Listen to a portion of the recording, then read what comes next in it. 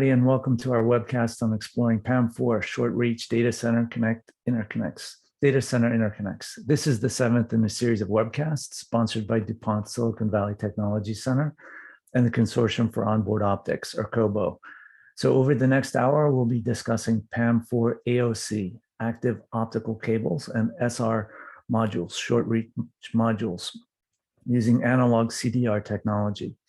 So as compared to DSP approaches, there's the prospect of lower power consumption, reduced latency, easier manufacturability, and perhaps lower pricing in volume for this technology. But questions remain about interoperability, reach, and even scaling. Will we get to 800 gig and up? So we're fortunate today to have two of the leading companies in this space with us. Our first guest, Kees Propstra, is Vice President of Marketing at MultiLane, which is a leading provider of high-speed optical, I/O, and data center interconnect test solutions. We'll also hear from Dr. Yongsan, who's CTO and Chief Marketing Officer at Optomind, which offers an advanced optical engine technology for enabling 400 gig QSFP56-DD AOC and SR8 optical transceivers using analog CDR technology. So during this webcast, the audience members will be in listen-only mode, but we welcome your questions. Please use the Zoom Q&A function at the bottom instead of the chat option. Just type in your questions as we go along, and if you could please indicate who the question is addressed to, Kees or Yongsan, that would be great. This webinar should last about 45 minutes and giving us about 15 minutes for the Q&A portion. So with that, I'll also mention that there's an archive of this webcast that we'll post online along with all of the slides. And with that, let's kick it off. So Kees, welcome to the webcast. So first of all, I would like to thank COBO. First of all, thanks Jim for the introduction. And I would like to thank COBO for inviting me to speak at this webcast. I just learned it's not webinar; it's called Webcast. It's truly an honor to be part of this. So this week is a very busy week for our profession because we have ECOG going on in Europe right now, and CIOE is going to start tomorrow. So it's a privilege to have you guys on the call and listen to our conversation. So my focus will be really, I'll give an update on the status of the data center interconnect industry, what are some of the emerging trends, and then also let's talk about some of the test strategies that will enable the evolution of the technologies. So let's have a look at where we are today. So the state of the art technology is really, we have the 50G ports, the SerDes, we have the 400G interconnect ports in the systems, and typically the switches that we're using in the data centers are 12.8 or 25.6T. And if you look at the graph on the left, the light counting graph, you can see that 400G Ethernet really started to become big in 2020, and we're expecting very aggressive growth over the next 5 to 10 years. It's going to probably take over 100G Ethernet as the dominant port speed in this industry. But what you can also see that there's, of course, is the next generation is already around the corner. So 800G is really in an early stage. It's going to be 100G per channel, which makes it kind of challenging. It's going to be 800G per port per interconnect, and then it's typically being used in conjunction with 50 terabits per second switches. So obviously that has a little impact on the test procedure. So if you look at the typical technology adoption curve, so 100G is really past its peak. It's probably still the most dominant port speed. 400G is the new technology upcoming, so it's really ramping quickly, and it means that you're going to be in mass deployment mode. So you have, that really impacts your test requirements. So first of all, you probably need to have, manufacturing test capabilities to test the interconnects. You need to be able to test your systems before they go into full deployment in the field. And then also with all these interconnects and pluggables in the field, there's going to be situations where you have a suspicious interconnect and you need to know whether the interconnect is still working, whether you need to send it back to your supplier or not. So you need to have automate testers, kind of easy to use automate testers to support that part of the ecosystem. And then of course, 800G, I think we can honestly say that we have passed the chasm, the point of no return. A lot of people working on it. It seems to really, be kicking off with lots of development activities. And you need to have the tools to enable that development phase. So obviously, having the fixtures to be able to, to drive your interconnects, to test your ports is critical. Having the loopbacks to do the system testing, but also very important, you need to have the 800G bridge to drive the interconnects or to test the 800G ports. So obviously, it's very important that you plan your test strategy to reduce the risks and and speed up your time to market. So this is kind of a novel concept, this idea of automated testers for pluggables. And the pain point that it addresses is really, you have like hundreds of thousands, probably even millions of these pluggables, whether it's DAC cables or transceivers in the field. They're being used. Sometimes, obviously, they're suspicious. You don't know whether they're working. You need to have, an independent referee to say, yes, it's working fine or not. But so that it means that you need to have an easy way to test it, but it needs to be a very complete test. So that's kind of a contradiction. So what we did is we developed an automated tester. You just plug in the pluggable, the transceiver, or the DAC cable, and then you get a full test report without any human intervention. So it's very easy to use, but you get like a high-end test report. In case of transceivers, you get a full optical test report. You get a receiver sensitivity curve to understand whether that device is working properly or not. So this is very important to support the 400G mass deployment phase. So another trend that we're seeing, and this is really, in addition to the short reads that Young Sung is going to talk about. So obviously for the shorter distances, typically the copper cable is still the dominant interconnect.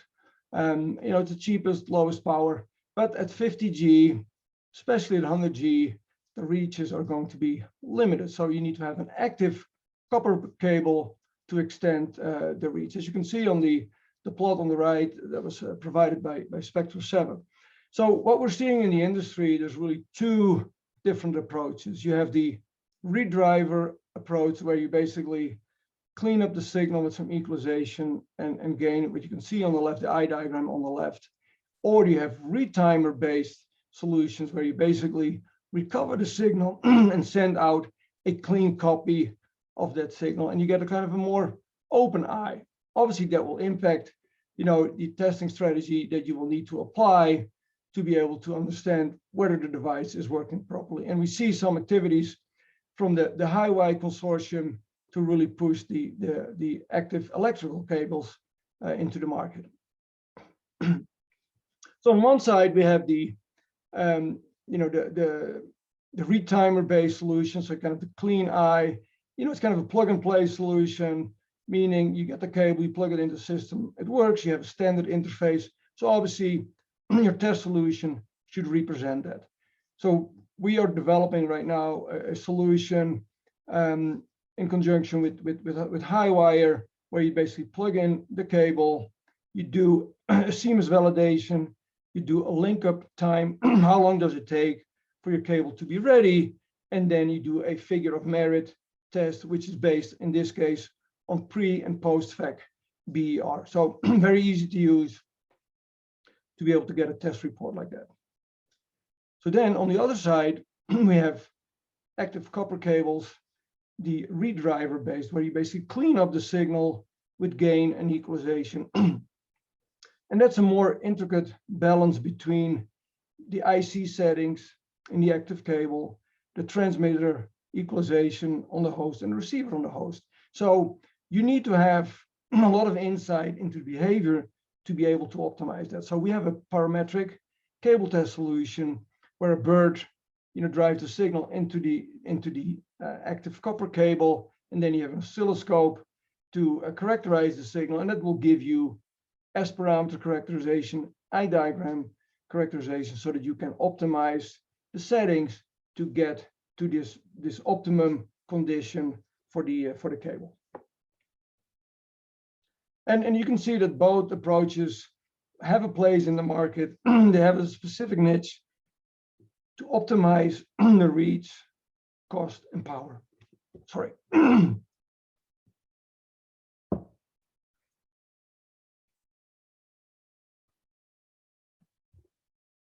Another trend that we're seeing is the OpenEye consortium. So what they're trying to do is they're trying to support bandwidth growth while reducing cost and power per gigabit. Obviously, power consumption and cost is really critical. The optical interconnect plays a dominant role in the data center, but also impacts the cost and power consumption significantly. So anything that can optimize that is critical. So, the premise of OpenEye MSA is that, like, hey, if you have this expensive DSP technology, that is really, it's a huge investment. Even if you amortize that over a large volume of interconnects, it's still a pretty dominant cost. Analog technology is significantly less expensive. If you look at the power consumption from 100G going to 400G, you can have a significant improvement in power. And then if you go from digital to analog, we believe, or OpenEye believes that you can achieve another 20% of power reduction, which is very significant. And then with regards to latency, obviously, if you have a DSP-based interconnect, you will have some overhead that will add some delay, some latency. So that could be up to almost 50% of the latency in your system, as opposed to if you have a more analog approach where it may be less than 10%. So, very important development, but of course that will impact, how you look at the optics and how you can develop it. So the optical testing, just the transmitter characterization. Now, one of the things of OpenEye is they want to, optimize the test procedure, make it as easy as possible. We have TDQ in IEEE specifications. It works, but it's complicated. So with analog technology, you can basically go back to an eye diagram. So a very simple measurement would be a bird driving your DOT through an MCB module compliance board, and then characterize the optical signal on an optical oscilloscope. So we developed an OpenEye MSA personality on the oscilloscope so that you get all the measurements. That's very, very easy, very intuitive. The question now, of course, does it do what it is supposed to do? So the next slide, and honestly, OpenEye is conducting a pretty large interop study that's going on as we speak, where we test a lot of devices, make sure they interoperate. We'll do the characterization through transmitter measurements, BR measurements. Those results will be published later this year. But just a quick, a synopsis of that. We did some experiments in the lab where you see eye diagrams on the top measured by an oscilloscope. And then we also have a setup, you can see that at the bottom, where a bird drives the signal into the optics, the SR optics. And then we have a 100-meter cable to loop the signal back to the optics to do a BR measurement. So on the left, you can see, a very clean eye, mask hit ratio of like 5 in a million, and then a very clean BR. And think about it, this is like, there's no DSP involved here. There's no equalization. This is the raw signal captured, in the bird, but also on the oscilloscope. And the BR is 1 E minus 11. Then on the right, you have a cleaner eye diagram. You can see the mask hit ratio is almost 10 times better, and also the BR is like significantly better, and it's like 2 E minus 12. So there's a good correlation. Of course, this is very limited data, and we need to have more of these results. But the concept here is like, hey, the eye diagram, it looks really good. It's very clean. You get an astonishingly good BER without any equalization. You know, this is a kind of a very intuitive concept, and we can probably start using this for OpenEye. So another phase, of course, we already kind of alluded to is 800G with 112G per channel. You know, that's a different beast. PAM4 is difficult, and now we're going to do this at 50 gigabaud, 112 gigabits per second. So some of the things that you see is, first of all, you know, the signal is intrinsically, you know, dirty. It looks like noise. So you need to have very advanced equalization to open up the eye, to clean up the signal and recover the bits properly. Going from 26 gigabaud to 53 gigabaud, obviously now the Nyquist frequency is at 26 gigahertz. You know, your compliance masks are going to be really tough to meet. You know, all of a sudden now you need to have the comparable specs at 26 gigahertz versus 13 gigahertz. That is not so easy.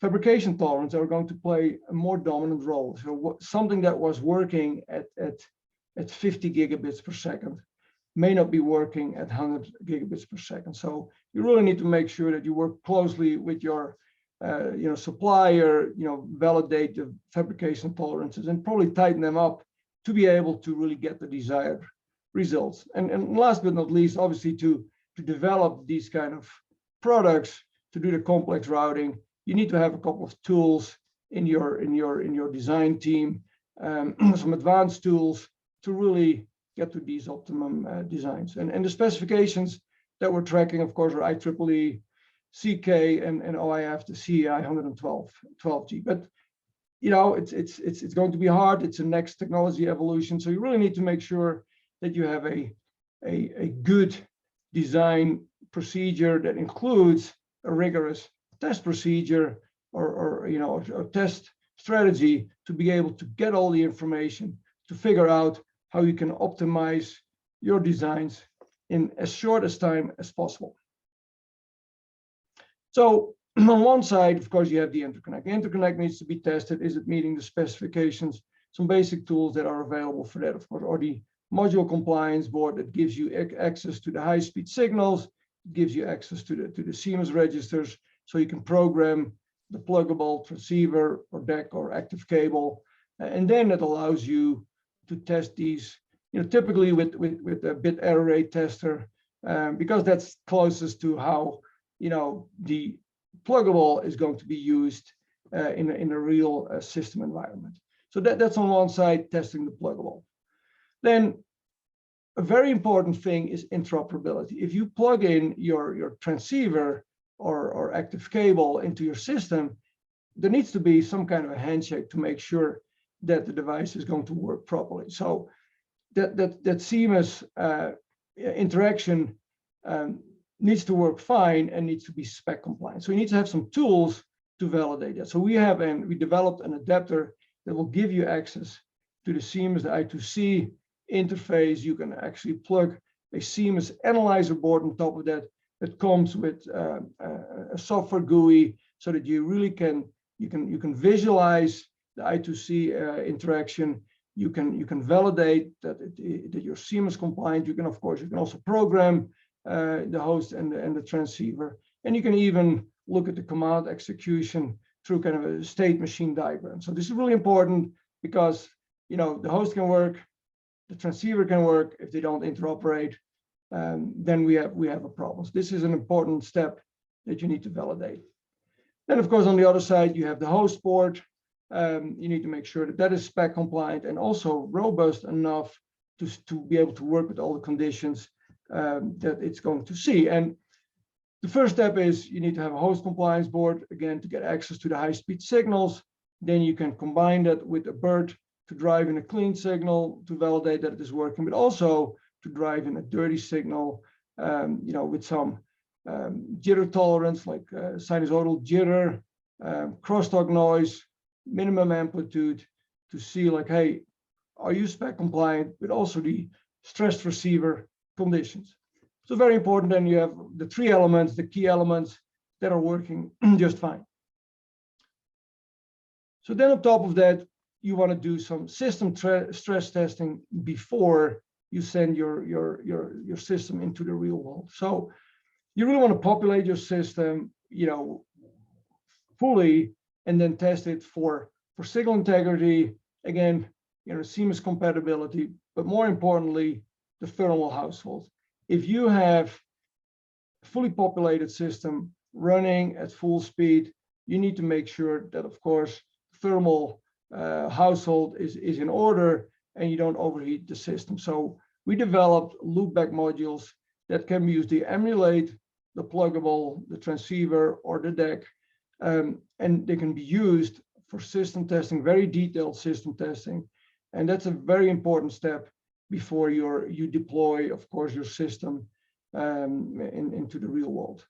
Another thing that you may want to do, and we developed like a channel board with high loss traces, just to do some additional stress testing on the IC that's being used in the system. Add some channel, see whether your receiver can deal with that, can compensate for these additional losses to make sure that you have sufficient margin. So last but not least, this is probably the most important slide of this 800G section is there's some unique 112G per channel challenges that you need to look at. So first of all, you have a wide range of pluggables that you're going to plug into your system. You need to make sure that your system can handle it. So you need to emulate all those different types of pluggables and test for that. Test again the signal integrity, the CMOS, and the thermal household. So we developed loss target loopbacks that emulate passive DACs with certain loss profiles so that you can test them into your system. We developed a 3 dB, 6 dB, and 9 dB loss at Nyquist, which seems to be pretty close to the DACs that are going to be used in these kind of systems. Another thing is you can test it with a low loss loopback and really an optimized path, less than 1 dB, to emulate high reflection pluggables, so that you can also test that in your system environment. But the most important new development for 800G are active loopbacks. You can think about it like every port on your system is going to be slightly different.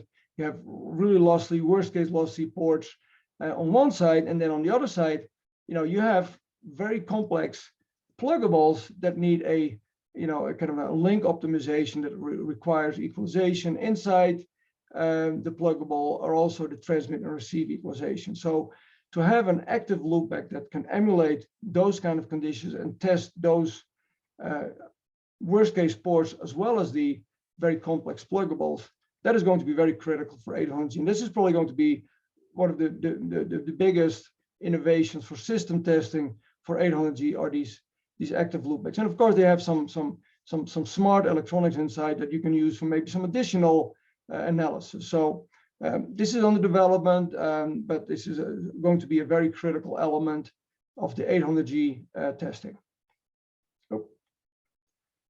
So in summary, there's a couple of things that we talked about. So obviously 400G is really shipping in volume today. We're in mass deployment mode. That really impacts, the test conditions. So really, you need to be able to do mass production and test in production. You need to be able to do system deployment. So you want to do the system testing with the loopbacks.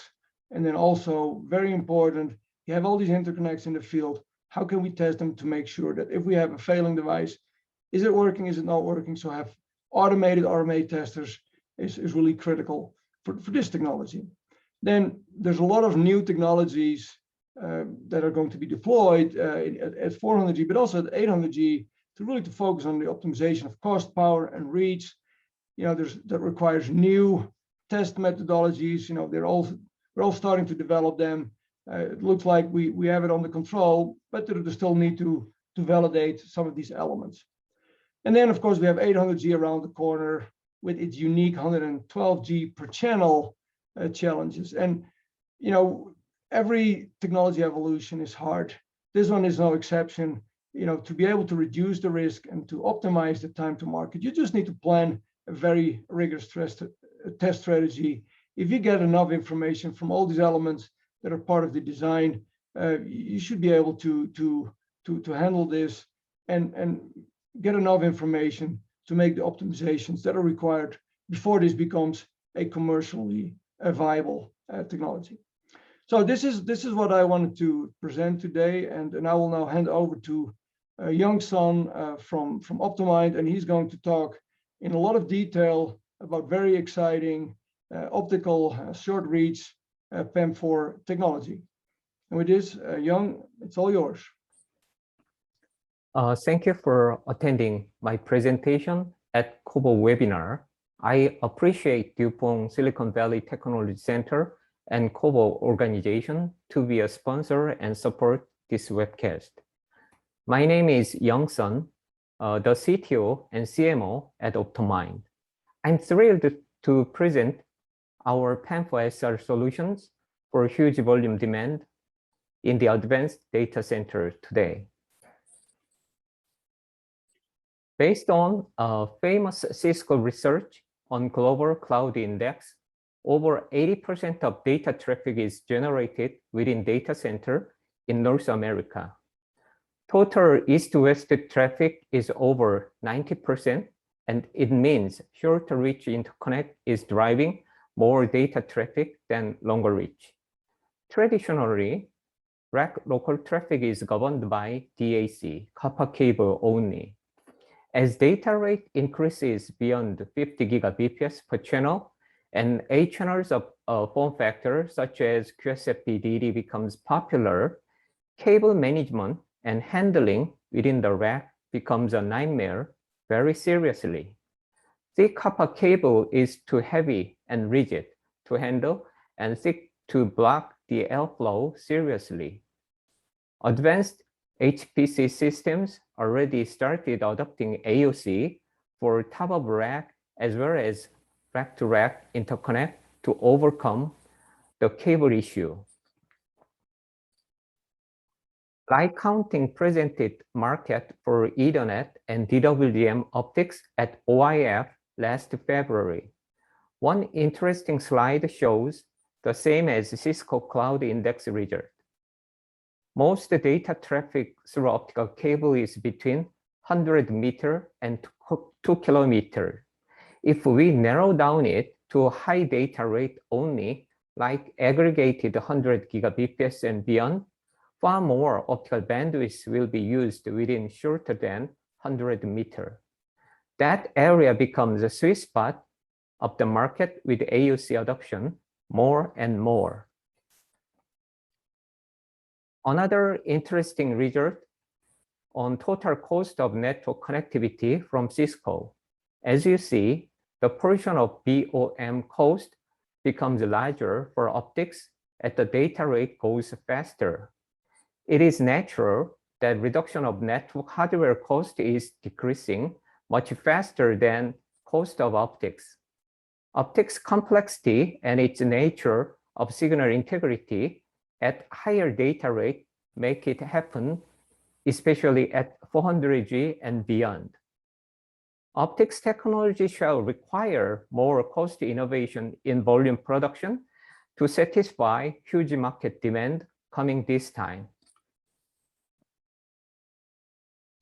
In my view, architectural paradigm shift is required for 400G and beyond in data center.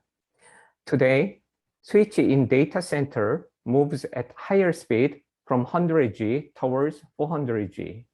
The number of ports in a switch is increased to support more servers to save rack space and future expansion. The location of the switch will be changed from top of rack to mid of row or end of row to make layout of rack more flexible.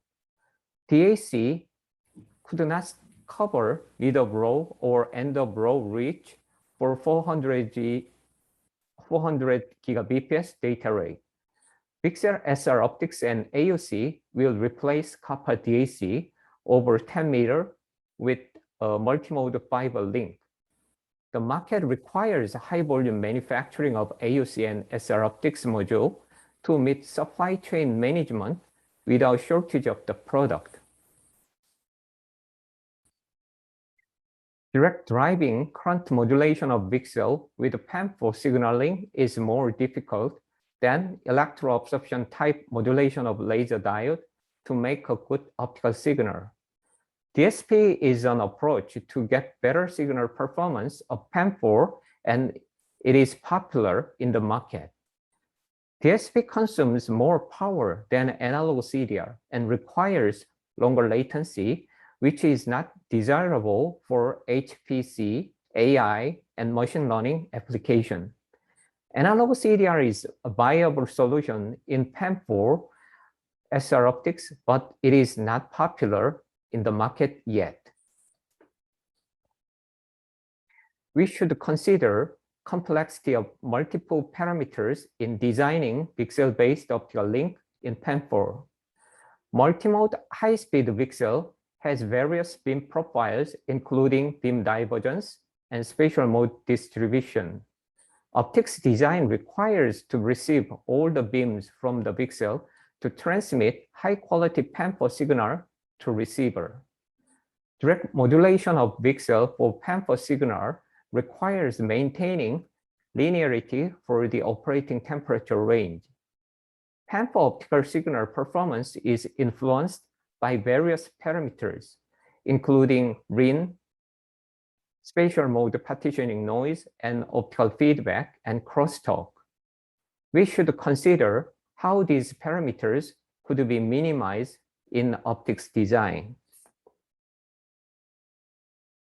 Optomind has a very unique optical engine with its own optics design using individual VCSEL and PD. We achieved outstanding results from the design for the following: negligible optical crosstalk between channels, which can make lower optical noise from neighboring channel. We could optimize optical coupling for all channels and get stable optical coupling for wide range of temperature. Bigger lens diameter can make better quality beam and smaller spot size at fiber facet. Then we could get longer transmission with OM3 fiber by lowering the model dispersion. Single-lab VCSEL could expect a longer lifetime than array, which will extend optical module lifetime and save maintenance cost in data center operation. We invented and developed first-in-class patented model coupling algorithm and integrated plastic injection mold optics based on fully passive alignment without any high-precision assembly machine. Single-head optical device is mounted individually at the optimum position to maximize optical coupling for all channels. Reference hole is working as the key to make optical alignment between optical device and fiber facet. The modular coupling has enabled highly scalable ramp-up volume manufacturing in a short term to catch up dynamic demand in SR product market. Individual VCSEL and PD die is mounted on the PCB at the pre-aligned position using commercial die bonding machine. Plastic mold optomechanical part is attached to the aligned PCB to get optical coupling between VCSEL and lens. Customized ribbon fiber is inserted into OSA by translation with a simple mechanics. Coupled optical power is monitored using GUI, and fibers are fixed to finalize the assembly. Direct fiber plug-in optical coupling can be used for all types of optical module, including AOC, cable-attached transceiver, and conventional transceiver in QSFP and QSFP-DD form factor. Minimizing the number of optical interface between fibers improves optical signal integrity. QSFP2 4 SFP breakout AOC is popular to connect between switch to servers in the rack. Conventional breakout AOC includes a fan-out junction which is a big burden for cable management with a high port density connection. Our cable assembly does not require fan-out junction to make a breakout AOC, which is suitable for a top-of-rack application with a high port density switch and server. We measured optical eye for 400G QSFP56-DD SR8 with OpenEye MSA mask specification. As you see the picture, there is no mask failure and its eye has a well-balanced shape for height and timing window at all PAM4 signals.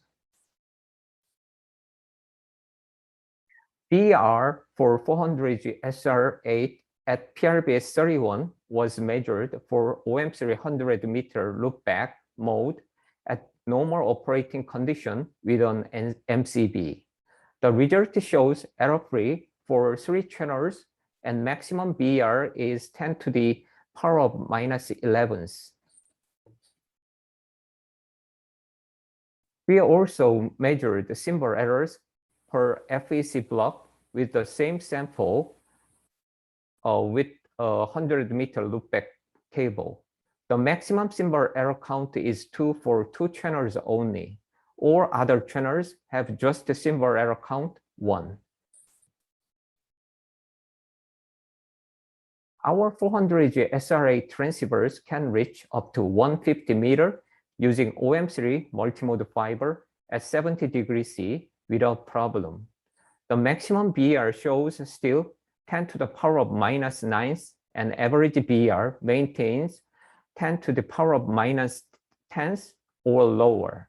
Our new optics design enabled the progress at high temperature and the longer length of the fiber without significant degradation of signal integrity. We tested our SR modules with a commercial 400G switch to validate real working environment. The samples are put inside the chamber together with the switch as shown in the slide. We chose the ports at the edge of the switch, which has the longest electrical length of interface from the switch chipset. No error of uncorrected code words with temperature cycling found at endurance test over 17 hours. We succeeded to get an excellent result with the commercial DSP version SR8 module in interoperability. We measured actual power consumption and BER of 400G AOC with the Keysight 400G tester to compare between analog CDR and DSP under the same operating condition. The cable lengths of AOC for analog CDR and DSP were 100 meter and 10 meter respectively. The result showed 21% low power consumption and the better BR of 1 or more order of magnitude with analog CDR 400G AOC relative to DSP AOC. We tried link testing of 400G QSFP-DD AOC with a commercial 400G switch. We obtained a link up for all 32 ports without any problem. The maximum pre-FEC BR for the worst channel was in 10 to the power of -9 range. There was no FEC uncorrected code word for all 32 ports. We tested several interoperability items with commercial switches and NIC cards to confirm the compatibility of 400G module. We tried 400G and 200G AOC to multiple switches and NIC cards in the list. There is no issue found from the testing. We tried to connect the polymer waveguide array with our optical engine for a feasibility study on onboard optics with a parallel optical link. We modified fiber guide section of OSA to attach polymer waveguide array directly. It was joint work with Nitto-Denko, and polymer waveguide was designed and developed from them. The core shape is a square and it has a step index profile. We implemented a working sample with a QSFP56 form factor. The QSFP56 module was implemented and its optical eye was measured at case temperature 40 degrees C and 70 degrees C, respectively. The eye pattern shows good shape at 70 degrees C. The BR and symbol error count was measured for various case temperature from 40 degrees C to 90 degrees C to verify the durability of polymer waveguide at high temperature. The result shows excellent at 90 degrees C with a maximum BR of 10 to the power of -9 range and maximum symbol error count 2. Current work was initial demonstration result, and the design parameters were not optimized yet. 200G QSFP and 400G QSFP-DD products are in production for both AOC and SR transceivers. SFP and DSFP AOC is ready for pilot production. Any combination of breakout AOC is available. Our breakout AOC does not include ugly fan-out junction. We have best-in-class PAM4 AOC solutions as a flagship product, including QSFP-DD, QSFP, SFP, and their breakouts with a flexible combination of each form factor.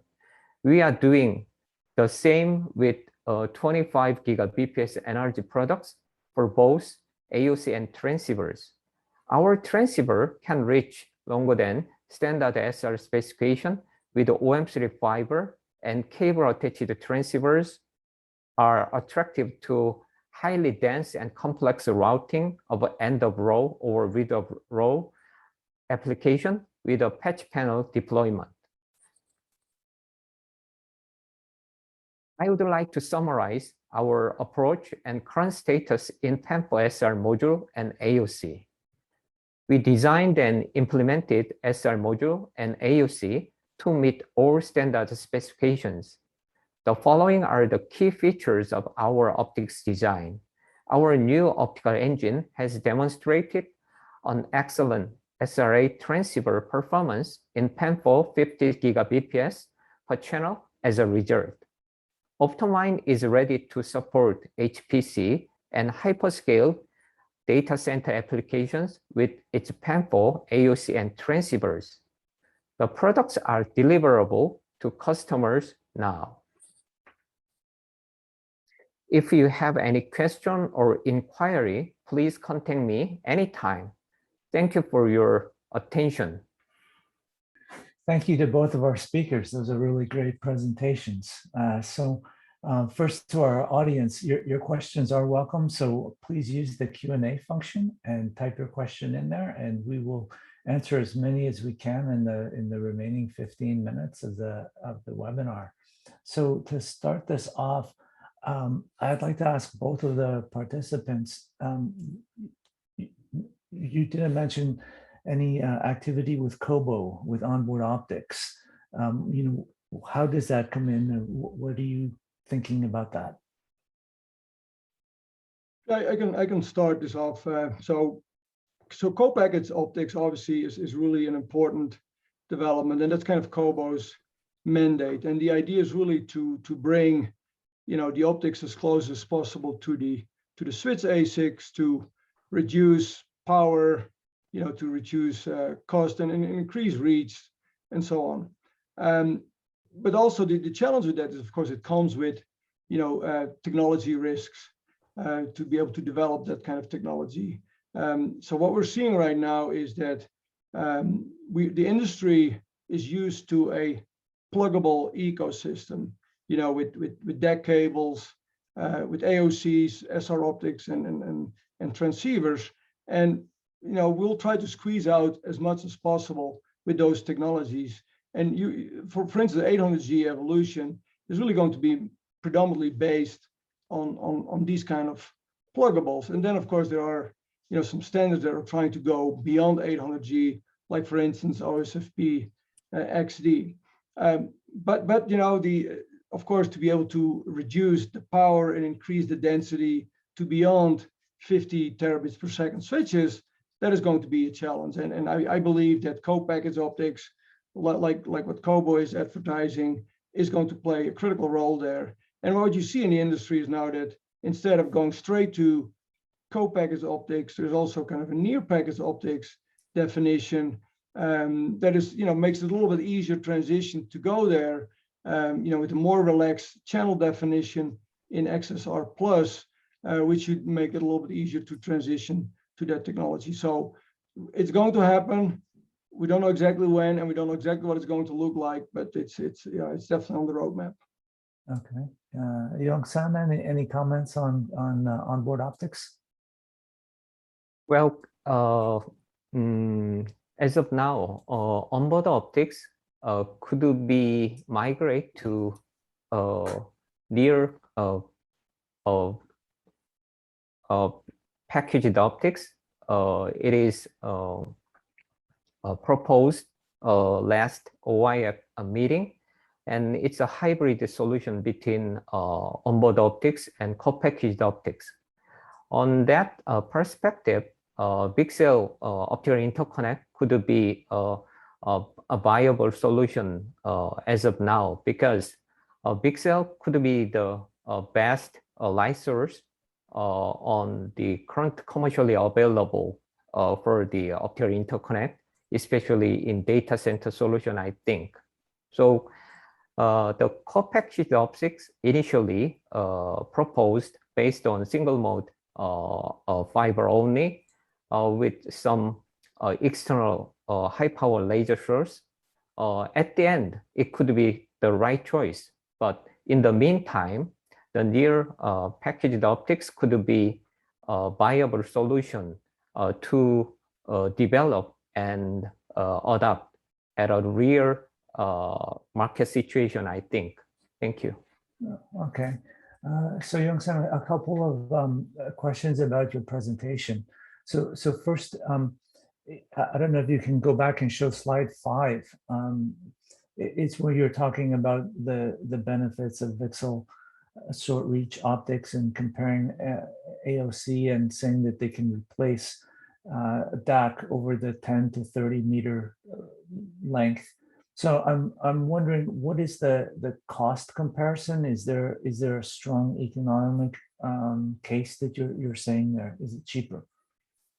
Well, I think it requires apple-to-apple comparison, but in reality, at the current market, DAC is well over widespread over the world. So the volume-wise, it's already the pricing and the manufacturing cost is already oversaturated. But on the other hand, AOC is a kind of some emerging stage in volume production.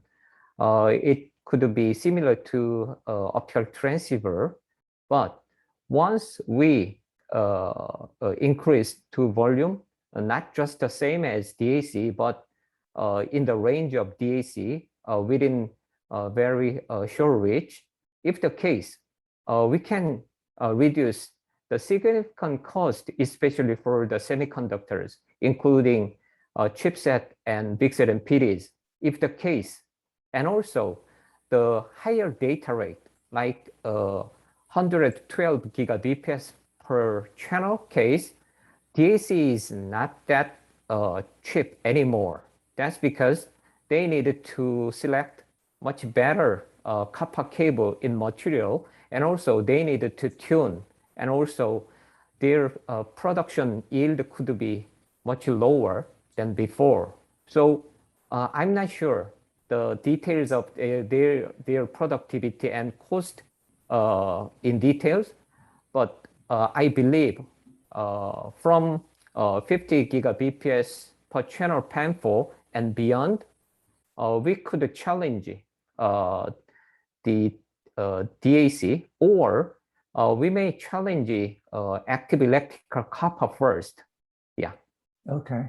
Okay. Some questions from the audience. Young-san, what was the EMB of the OM3 fiber used in slide 15 and 16 with the transmitters underfilling the fiber? I do not remember the number, and then I can answer or later to directly over through Jim. Yeah. Yeah. Could you still show those slides? Slide 15, maybe. His question is the underfilling the fiber. Yes, that's correct. Not overfill the launching. Okay. So here you're showing 100 meters, right? Yes, correct. And at the end of your presentation in the summary, I think you talked about 150 meters. Yes. We got this, even 150 meter with OM3. We got this. Thanks to the modal dispersion in the fiber, then we can achieve this kind of some abnormal result with OM3 up to 150 meter long. But this result is not a standard product spec. It's to showing our technology in the lab. Okay. Yeah. Okay. Another question is about the market segment for the QSFP56 modules. Well, we are targeting at the moment is the kind of some top of rack or rack to rack type of solution, and also straight 400G and straight 200G, especially for the HPC application based on InfiniBand interface. 200G straight AOC is the right choice, and it becomes more popular than ever these days. We are selling a significant number of that AOC, and multiple customers are attract that product solution these days. Okay. Another question is concerning power consumption. And if I remember correctly, if you could maybe go to slide 19. Oh, our 400G is the, let me, yeah. When we measured with the Keysight tester, actual average power consumption was 8.3 watt per port, and the DSP one is over 10 watt. So this is actually one of the maybe the key findings in your presentation, a key slide, right? At least that 21% power reduction. That's going to be per link in your data center, and that adds up to quite a lot of energy. Yes, correct. So I suppose this is maybe the strength of the argument that this is where your cost savings are going to come from long term. Well, as far as I know, the current SR DSP SR solution is using the same for the long haul application DSP chipset, which consumes much more power than SR solution. And recently, multiple DSP chipset maker is developing SR focused only, if the case that the power consumption will be reduced. Yeah. Okay. So we have only a few minutes left in our presentation, but we're in our webcast. But of course, we welcome more questions to come in.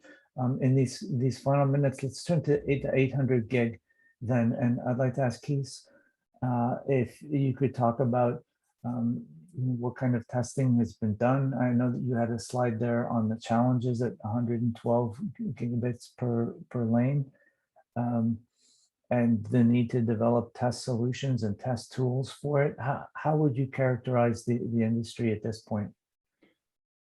Well, that's a great question. Obviously, we're in an early phase, and we as an industry are figuring things out together. A couple of trends that I can mention is one is for instance, for system testing, which is really critical. Before you deploy your system, you want to fully populate your signal with transceivers, but obviously that's cost prohibitive. So you typically use loopbacks that are emulating the exact pluggables that you're going to use in your system. And at 400G, that was a very critical test, and you could use typical passive loopbacks to do that kind of test. For 800G, with the challenges that you see with signal integrity at 112G per channel, that is just not going to work. I mean, for the ideal channels, yes, but for the worst case ports, not. So we are now developing with some of the key players active loopbacks, where you basically recover the signal and retransmit it so that you can test worst case channels, and you can also test very complex pluggables that have some kind of link optimization included. So that's on one side. On the other side, for instance, for the active cables, so right now we don't really know exactly what is going to be the figure of merit. Eventually, of course, it's going to be the BER, but before that, how can you get to this optimum BER? What is the figure of merit that needs to be optimized? So you can look at S parameters, you can look at I diagrams to get to this optimum signal integrity, and then based on that, optimize the transmit receive equalization of the host ports, and also the equalization inside the active cable to get to that performance point. But that's really under development. We don't know exactly where it is going to go. Actually, we have a live demo of this at CIOE starting tomorrow, but we're working with the key players to come up with solutions so that those technologies can be brought to market. But it's different than 400G, and it's a little bit more challenging. So we all need to work together to develop these new procedures. Yeah, so you mentioned, you showed a couple of slides with work at the OpenEye MSA, and has their work to date really been on for 400 gig modules, right? So OpenEye right now, that's a great question. So OpenEye right now is really at 50G per channel, and that's a characterization that we've done. So we're doing now a big interop event where we're testing, optical modules, we're testing links, we're doing the transmitter characterization. I want to make sure that all the, the key is really that if you want to have a test parameter, an optical transmitter test parameter, it needs to have predictive value, what it's going to do in a link. So we're getting all the data, for the current generation. And this year, we're also going to start to look at the 100G per wavelength per channel implementation. And the key is really, first get the data. Once we have the data, we know it's going to work. And then you can have the final specifications as well as the test procedures. For OpenEye, it's analog, so we want to go back to kind of more intuitive characterization tools such as I diagram, and hopefully that's going to work because a lot of people are very comfortable to work with that, and it will just optimize the test procedures.